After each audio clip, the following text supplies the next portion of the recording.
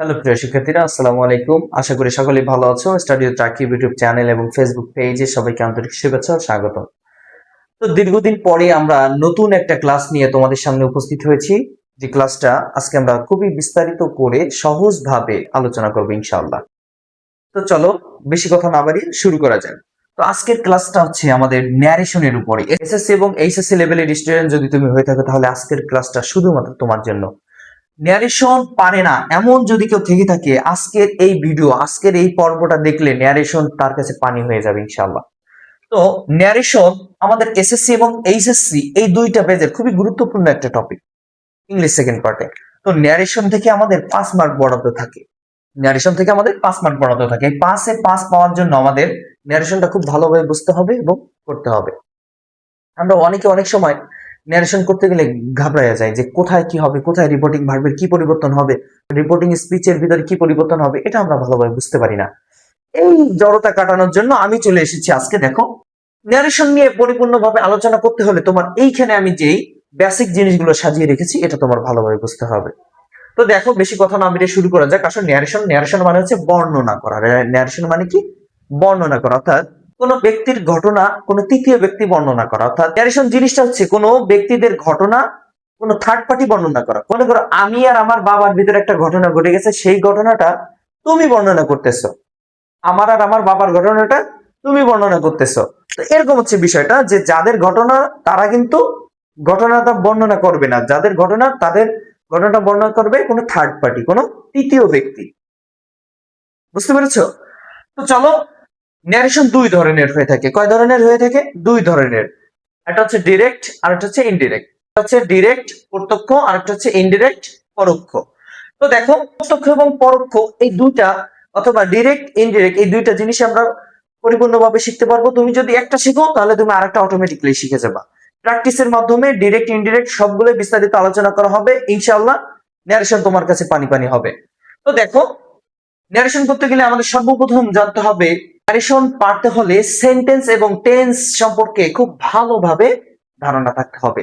তুমি যদি ন্যারেশন করতে চাও, সেন্টেন্স এবং টেন্স তোমাকে জানতে হবে। এখন আসো, ন্যারেশনে দুটি অংশ থাকে। ন্যারেশনে কয়টি অংশ থাকে ভাইয়া? দুইটি অংশ থাকে। প্রথম অংশ হচ্ছে রিপোর্টিং ভার্ব। ন্যারেশনের প্রথম যে অংশটা থাকে তাকে বলে রিপোর্টিং ভার্ব, এবং দ্বিতীয় যে অংশটা থাকে তাকে বলে রিপোর্টিং স্পিচ। তোমাদের বোঝানোর জন্য আমি এখানে সাজিয়ে রেখেছি। দেখো, এই যে দেখছো একটা কমা আছে, আর এই দেখছো ইনভার্টেড কমা দিয়ে আটকানো আছে। এই ইনভার্টেড কমার বাহিরে যতটুকু থাকবে সেটা হচ্ছে রিপোর্টিং ভার্ব। সেটা কি? Reporting verb. এটা খুব ভালোভাবে মনে রাখবে, এটা কিন্তু তোমার জানতে হবে। তুমি এটা না জানলে ন্যারেশন বাবা করতে পারবা না। কমার বাইরে যেটা থাকবে সেটা হচ্ছে রিপোর্টিং ভার্ব, এবং ইনভার্টেড কমার ভিতরে যেটা থাকবে সেটা হচ্ছে রিপোর্টিং স্পিচ। এখন রিপোর্টিং ভার্বের ভিতরে কিছু পরিবর্তন হয়, আর রিপোর্টিং স্পিচের ভিতরে কিছু পরিবর্তন নিয়ে আমাদের ন্যারেশনটা তৈরি করতে হয়। তো দেখো জিনিসগুলো কি। রিপোর্টিং ভার্ব সবসময় পরিবর্তন হয়। রিপোর্টিং ভার্ব সবসময় কি হয়? পরিবর্তন হয়, এবং সেন্টেন্স থেকে অন্য সেন্টেন্সে গেলে পরিবর্তন হবে। যখন রিপোর্টিং ভার্বটা আমি অন্য কোনো সেন্টেন্সে শিফট করব, তখন রিপোর্টিং ভার্বটা কি হবে? পরিবর্তন হয়ে যাবে। এই জিনিসটা ভালোভাবে বুঝতে পারবে রুলের ভিতরে গেলে কিভাবে পরিবর্তন হবে। এখন আসো, রিপোর্টিং স্পিচ যেটা আছে এর মধ্যে টেন্সের পরিবর্তন হয়। রিপোর্টিং স্পিচ অর্থাৎ এই দ্বিতীয় অংশ ইনভার্টেড কমার ভিতরে যেটা আটকানো থাকে তার ভিতরে টেন্সের পরিবর্তন হয়, এবং পার্সন নাম্বারের পরিবর্তন হয়। পার্সন ও নাম্বারের পরিবর্তন হয়। আমাদের রিপোর্টিং ভার্ব এবং রিপোর্টিং স্পিচের ভিতরে যে পরিবর্তনটা হয়, এই পরিবর্তনটা তোমার ভালোভাবে মনে রাখতে হবে। পরিবর্তনটা কি? রিপোর্টিং ভার্বের ভিতরে সেন্টেন্সের পরিবর্তন হবে। কিসের? যখন আমি একটা সেন্টেন্স থেকে অন্য কোনো সেন্টেন্সে যাব, তখন আমার রিপোর্টিং ভার্বের ভিতরে পরিবর্তন হবে। রিপোর্টিং স্পিচের ভিতরে অর্থাৎ ইনভার্টেড কমার ভিতরে যতটুকু আটকানো থাকবে এতটুকু এতটুকু এর ভিতরে টেন্সের পরিবর্তন হবে। যদি পার্সন থাকে পার্সনের পরিবর্তন হবে। কথা বুঝতে পেরেছো? রিপোর্টিং ভার্বের ভিতরে শুধুমাত্র সেন্টেন্সের পরিবর্তন হবে, আর কিছুর পরিবর্তন হবে না। রিপোর্টিং ভার্বের ভিতরে সেন্টেন্সের পরিবর্তন হবে। রিপোর্টিং স্পিচ কমাকরেশনের ভিতরে যেটুকু আটকানো সেটুকুর ভিতরে টেন্সের পরিবর্তন হবে, পার্সনের পরিবর্তন হবে, নাম্বারের পরিবর্তন হবে। যদি এতটুকু তো আমার কথা তোমরা বুঝতে পেরে থাকো, তাহলে পরবর্তী আলোচনা তোমার জন্য বোঝা সহজ হয়ে যাবে। তো চলো পরবর্তী আলোচনা শুরু করা যাক। সেক্ষেত্রে সর্বপ্রথম হচ্ছে আমি ন্যারেশনকে মাত্র তিনটা ভাগে কনভার্ট করেছি, তিনটা ভাগে ভাগ করেছি। কয়টা ভাগে?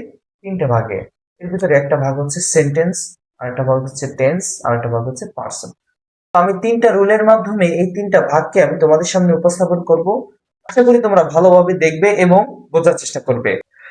তো প্রিয় শিক্ষার্থীরা দেখো, আমি এখন রুল নাম্বার 1 নিয়ে আলোচনা করব। এই রুল নাম্বার 1 এর মাধ্যমে আমি সেন্টেন্সকে কিভাবে চিনবো, এটা কোন সেন্টেন্সে আছে সেটা আমি কিভাবে চিনবো, এবং যে কমা কোটেশনটা উঠানোর মাধ্যমে আমরা ন্যারেশন করা শুরু করব, সেই কমা কোটেশনটা উঠে সেই সেন্টেন্সের কোন সেন্টেন্সে থাকলে কমা কোটেশন উঠে কি বসবে সেটা নিয়ে আলোচনা করব।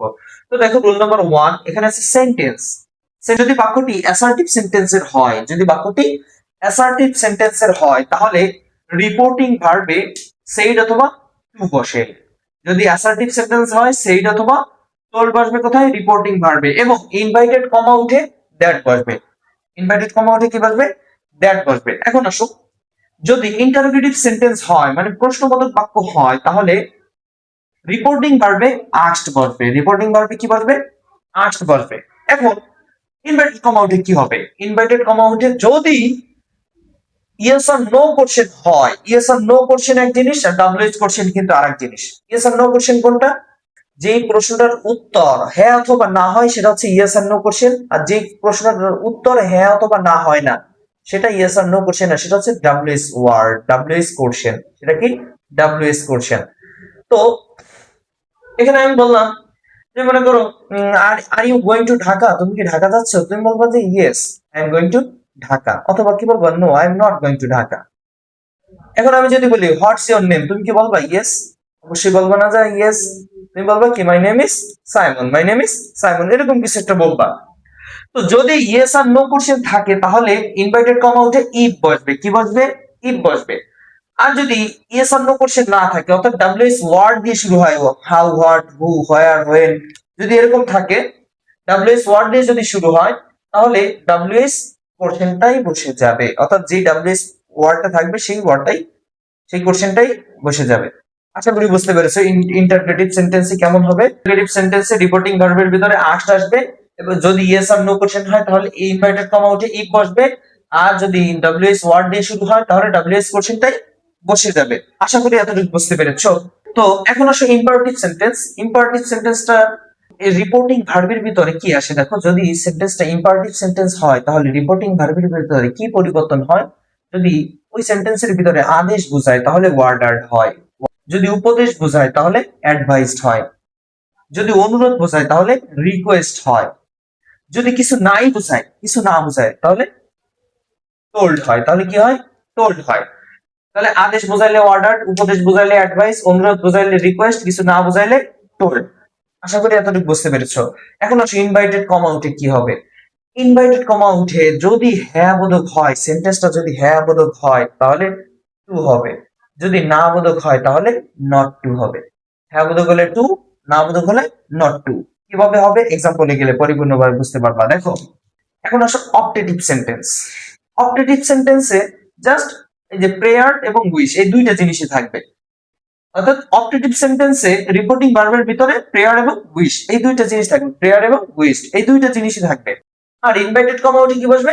দ্যাট বসবে।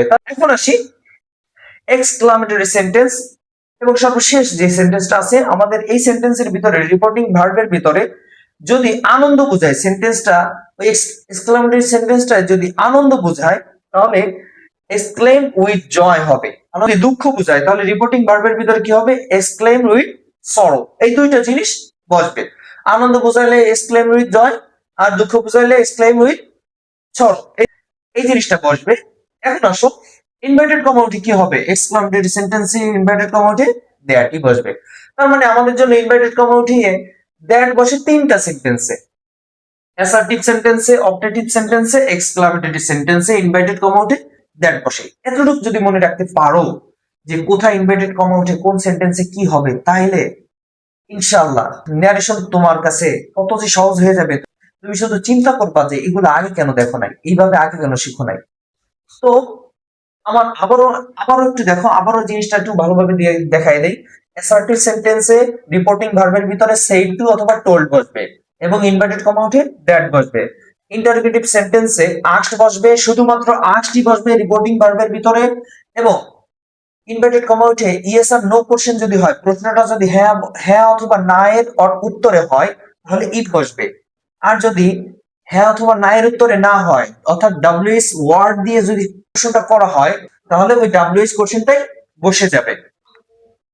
ইম্পারেটিভ সেন্টেন্সে যদি আদেশ বোঝায় তাহলে রিপোর্টিং ভার্বের ভিতর অর্ডার বসবে, যদি উপদেশ বোঝায় তাহলে অ্যাডভাইস বসবে, অনুরোধ বোঝাইলে রিকোয়েস্ট বসবে, কিছু না বোঝাইলে টোল্ড বসবে। এখন আসো, ইনভার্টেড কমা উঠে হ্যাঁ বোধক সেন্টেন্স হলে হ্যাঁ বোধক হয়ে হলে টু বসবে, আর না বোধক হলে নট টু বসবে। এখন আসো, অপটেটিভ সেন্টেন্স প্রার্থনামূলক, অপটেটিভ সেন্টেন্স প্রেয়ার, উইশ, এই দুইটা রিপোর্টিং ভার্বের ভিতরে বসবে, ইনভার্টেড কমা উঠে দ্যাট বসবে। লাস্ট আসি এক্সক্লামেটরি সেন্টেন্স, এখানে যদি দুঃখ বোঝায় এবং আনন্দ বোঝায় তাহলে আলাদা আলাদা জিনিস বসবে রিপোর্টিং ভার্বের ভিতরে। যদি আনন্দ বোঝায় তাহলে এক্সক্লেম উইথ জয়, যদি দুঃখ বোঝায় তাহলে এক্সক্লেম উইথ সরো। এবং ইনভার্টেড কমা উঠে কি বসবে? দ্যাট বসবে। ভালোভাবে মনে রাখবে, তিনটা জিনিসে ইনভার্টেড কমা উঠে দ্যাট বসে। Assertive sentence, optative sentence, exclamatory sentence, এই তিনটা সেন্টেন্সে ইনভার্টেড কমা উঠে দ্যাট বসে। আশা করি খুব ভালোভাবে এই পর্যন্ত বুঝতে পেরেছে। এখন চলো এই প্রতিটা সেন্টেন্সের উদাহরণগুলো আমরা দেখবো। ক্ষেত্রে দেখো আমরা এখানে দুইটি সেন্টেন্সের উদাহরণ সাজিয়ে রেখেছি, ধারাবাহিকভাবে আমরা 5টি সেন্টেন্সের এক্সাম্পল এখানে দিব। তো দেখো, অ্যাসার্টিভ সেন্টেন্সের উদাহরণটা আমরা প্রথমে দিচ্ছি। অ্যাসার্টিভ সেন্টেন্সের গঠনটা কেমন? Subject plus verb plus object, খুবই ইজি। তো দেখো, এটা ডাইরেক্ট থেকে ইনডাইরেক্ট আমরা করব। ডাইরেক্ট আছে কি, সেখানে একটা জিনিস খুব ভালোভাবে মাথায় রাখবে, আমরা কিন্তু রিপোর্টিং ভার্বের পরিবর্তন করতেছি, আমরা কিন্তু স্পিচের পরিবর্তন করতেছি না। আমরা জাস্ট ইনভার্টেড কমা উঠিয়ে কি বসবে এতটুকুর কাজ কিন্তু এখন করব, অর্থাৎ রিপোর্টিং স্পিচ নিয়ে এখন আমরা রুল পড়িনি, সুতরাং সেই আলোচনা পরবর্তীতে করব। তো এদিক থেকে কিভাবে কি হলো এগুলো পরে বুঝবো। Sakib said to me, Sakib আমাকে বলল, আই লাইক ফলোয়ার, আমি ফুল পছন্দ করি। এখন এটাকে ইনডাইরেক্ট করতে গেলে দেখো, ন্যারেশনটা করতে গেলে কেমন হয়। আমরা জানি যে যদি অ্যাসার্টিভ সেন্টেন্সে থাকে তাহলে আমরা পড়েছিলাম যে রিপোর্টিং ভার্বের ভিতরে সেইড টু অথবা টোল্ড আনবো, সেইড টু অথবা টোল্ড আনবো। তুমি এখানে সেইড টু আনতে পারো, সেইড টু এখানে রেখে দিতে পারো, আবার টোল্ডও আনতে পারো। সুতরাং আমরা এখানে টোল্ড আনবো। দেখো, টোল্ড টোল্ড যদি আনো তাহলে কিন্তু টু বাদ হয়ে যাবে, ঠিক আছে। Told me, Sakib told me, এখন ইনভার্টেড কমা উঠে অ্যাসার্টিভ সেন্টেন্সে ইনভার্টেড কমা উঠে দ্যাট বসে। Shakib told me that he liked follower, সে ফুল পছন্দ করে। লাইক, এই লাইক কেন লাইকড হয়ে গেল এই আলোচনা আমরা রিপোর্টিং স্পিচের ভিতরে গিয়ে টের পাবো। এখন দেখো, ইন্টারগেটিভ সেন্টেন্সে তোমরা একটু দেখো, ইন্টারগেটিভ সেন্টেন্সটা আমরা জানি দুই ভাবে হয়, ইয়েস অর নো, আবার ইয়েস অর নো এবং ডাব্লিউএস ওয়ার্ড। তো এটা হচ্ছে ইয়েস অর নো। দেখো, ইয়েস অর নোর গঠনটা কেমন হয়? Auxiliary verb, subject, main verb, object, এভাবে হচ্ছে ইয়েস আর নো কোশ্চেনটা এইভাবে তৈরি হয়। তো এটাকে ডাইরেক্ট থেকে আমরা ইনডাইরেক্ট করি। দেখো, Sakib said to me, Sakib আমাকে বলল, are you going to Dhaka, তুমি কি ঢাকা যাচ্ছ? ইয়েস আর নো কোশ্চেন। তার মানে কি, এখানে কি অক্সিলারি ভার্ব আছে, সাবজেক্ট আছে, মেইন ভার্ব আছে, অবজেক্ট আছে, সব আছে। এখন দেখো, যদি ইন্টারগেটিভে থাকে তাহলে কি রিপোর্টিং ভার্বের ভিতরে আক্সড আসবে, কি আসবে? আক্সড আসবে। তাহলে সেইডের পরিবর্তে কি হবে? Shakib আক্সড me, Shakib আক্সড me. যদি ইয়েস আর নো কোশ্চেন হয় তাহলে ইনভার্টেড কমা উঠে কি বসবে? ইফ বসবে। মনে আছে এগুলো? এতটুকু যদি মনে থেকে থাকে তাহলে বাদ বাকিটা আমরা সামনে গিয়ে বসবো কি, I was going to Dhaka. এখন আসো, যদি ইয়েস আর নো কোশ্চেন না হয়, যদি এমন হয় ডাব্লিউএস ওয়ার্ড থাকে, যেরকম Sakib said to me what's your name, তোমার নাম কি। তো এটার ডাইরেক্ট থেকে আমরা ইনডাইরেক্ট করতে গেলে আমাদের আসবে কেমন? সাকিব, দেখো ইন্টারগেটিভে যেহেতু আছে এই কারণে রিপোর্টিং ভার্বের ভিতরে আমরা আস্কড নিয়ে আসবো, সাকিব আস্কড মি। এখন দেখো কি বলেছিলাম, যদি ডাব্লিউএস ওয়ার্ড থাকে তাহলে ডাব্লিউএস কোশ্চেনটা এখানে বসে যাবে। যেরকম হট আসছে, কি আসছে? হট। এখানে কিন্তু আর ইফ বসে নাই। ইনভার্টেড কমা উঠে কি ইফ বসছে? ইনভার্টেড কমার পরিবর্তে কিন্তু এখানে হট আসছে, কেননা এখানে ডাব্লিউএস ওয়ার্ড আছে। ডাব্লিউএস ওয়ার্ড থাকার কারণে এটাই এখানে বসে যাবে। এখন কিভাবে আসলো এটা পরবর্তীতে তোমরা জানতে পারবে। ইম্পারেটিভ সেন্টেন্স, অর্থাৎ ইম্পারেটিভ সেন্টেন্সের গঠনটা একটু দেখো। এখানে ভার্ব প্লাস অবজেক্ট, এখানে সাবজেক্টটা সবসময় ইউ উজ্জ থাকবে, অর্থাৎ লুকায়িত থাকবে। আচ্ছা দেখো, এটাকে ডাইরেক্ট থেকে ইনডাইরেক্ট কিভাবে করব আমরা। আই সেড টু হিম, আমি তাকে বললাম, give me a cup of coffee, আমাকে এক কাপ কফি দাও। এখানে কি কোনো জায়গায় আমি যে তাকে বললাম you give me a cup of coffee, তুমি আমাকে এক কাপ কফি দাও, এটা কি আমি বলেছি? আমি বলছি আমাকে এক কাপ কফি দাও। তার মানে কি এখানে কিন্তু ইউটা অর্থাৎ লুকায়িত আছে, সাবজেক্ট ইউটা কি লুকায়িত আছে। এখন এটাকে যখনই আমরা ইনডাইরেক্ট করব, তো ইম্পারেটিভ সেন্টেন্সের ক্ষেত্রে আদেশ বুঝাইলে অর্ডার আসে, উপাদেশ বুঝাইলে অ্যাডভাইস আসে, অনুরোধ বুঝাইলে রিকোয়েস্ট আসে, ঠিক আছে, আর কিছু না বুঝাইলে টোল্ড আসে। এই জিনিসটা তো আমরা সকলেই জানি। Give me a cup of coffee, এখানে কিন্তু আমি তাকে আদেশ করতেছি, আদেশ মানে ওয়ার্ডার, তাহলে আই ওয়ার্ডার, রিপোর্টিং ভার্বের ভিতরে ওয়ার্ডার। এখন আই ওয়ার্ডার্ড হিম, এখন কি বলছিলাম, রিপোর্টিং ভার্বের, এখন কি বলছিলাম যে ইনভার্টেড কমা উঠে টু বসবে, ইনভার্টেড কমা উঠে কি বসবে, টু বসবে। কখন সেন্টেন্সটি যদি হ্যাঁ বোধক হয় তাহলে ডাবল ইনভার্টেড কমা উঠে টু বসবে, আর সেন্টেন্সটি যদি না বোধক হয় তাহলে ডাবল ইনভার্টেড কমার পরিবর্তে নট টু বসবে। আশা করি মনে আছে। তাহলে কি হবে, I ordered him, double inverted comma উঠে টু, give me a cup of coffee. কিভাবে এখান থেকে এতটুকু কিভাবে আসলো সেটুকু আমরা পরবর্তীতে জানতে পারবো। এখন আরেকটা দেখো, এটা হচ্ছে ভার্বের ভিতরে, এটা হচ্ছে সেন্টেন্সের নট যুক্ত ছিল না, এটা হচ্ছে সেন্টেন্সের নট যুক্ত থাকবে। দেখো, ফাদার সেড টু মি, বাবা আমাকে বলল, ডোন্ট টেল এ লাই, মিথ্যা বলো না। বাবা আমাকে উপদেশ দিল একটা, এটা কিন্তু উপদেশ। তাহলে বাবা আমাকে একটা উপদেশ দিল কি, মিথ্যা বলো না। এখানে দেখো ডোন্ট, ডু নট আছে এখানে, তার মানে কি এটা নেগেটিভে আছে, এটা না বোধকে আছে। না বোধকে থাকলে কি হবে, এখানে ইনভার্টেড কমা উঠে কিন্তু নট টু আসবে। তো দেখো, ফাদার যেহেতু উপদেশ দিয়েছে, অ্যাডভাইসড, ফাদার অ্যাডভাইসড মি, এতটুকু বুঝতে পারছি রিপোর্টিং ভার্বের কাজ। যখন আমরা ইনভার্টেড কমা উঠাবো তাহলে কি আসবে, নট টু। কেন নট টু, না বোধক থাকার কারণে not to, father not to, এতটুকু তো বুঝেছো। এখন টেল এ লাই, এতটুকু কিভাবে আসলো সেটা আমরা পরবর্তীতে জানতে পারবো। এখন এসে অপটেটিভ সেন্টেন্স গঠনটা কেমন হবে, may plus subject plus verb plus object, অর্থাৎ শুরুতে শুরুতে একটা মে থাকবে। ফাদার সেড টু মি, বাবা আমাকে বললো, মে আল্লাহ ব্লেস ইউ, আল্লাহ তোমার সহায় হোক, আল্লাহ তোমার সহায় হোক। এখন দেখো, যখন আমরা এটাকে ইনডাইরেক্ট করবো তখন কি আসবে, father wished me, father wished me. এখন দেখো, এর আমরা জানি যে অপটেটিভ সেন্টেন্সে ইনভার্টেড কমা উঠে দ্যাট বসে, কি বসে, দ্যাট বসে। তাহলে father wished me that, father wished me that Allah might bless me. এটা কিভাবে আসলো সেটা পরবর্তীতে জানতে পারবা। প্রিয় শিক্ষার্থীরা দেখো, আমরা এক্সক্লামেটরি সেন্টেন্স এখানে সাজিয়ে রেখেছি একটা উদাহরণ, এখানে খুব সুন্দর করে বোঝার চেষ্টা করবে। এক্সক্লামেটরি সেন্টেন্সের গঠনটা দেখো, হট অথবা হাউ থাকবে, প্লাস অবজেক্ট থাকবে, অবজেক্টটা কিন্তু আগে থাকবে, প্লাস নাউন থাকবে, প্লাস সাবজেক্ট থাকবে, প্লাস ভার্ব থাকবে, এবং প্লাস শেষে একটা এক্সক্লামেশন চিহ্ন বসবে। তো এটা হচ্ছে এক্সক্লামেটরি সেন্টেন্সের গঠন। এখন দেখো, এটাকে ডাইরেক্ট থেকে ইনডাইরেক্ট আমরা কিভাবে করব। Sakib said to me, Sakib আমাকে বলল, what a beautiful bird it is, পাখিটা কি সুন্দর, অর্থাৎ পাখিটা দেখে সে খুবই আনন্দিত হয়ে আমাকে বলতেছে পাখিটা কি সুন্দর। সে পাখিটা দেখে খুবই আনন্দিত, যে what a beautiful bird it is, এই পাখিটা কি সুন্দর, অর্থাৎ সে খুশি হয়ে গেছে। তো এই জিনিসটা বলার পরে দেখো, এখানে কিন্তু সে পাখি থেকে খুশি হয়েছে, দুঃখ কিন্তু পায়নি।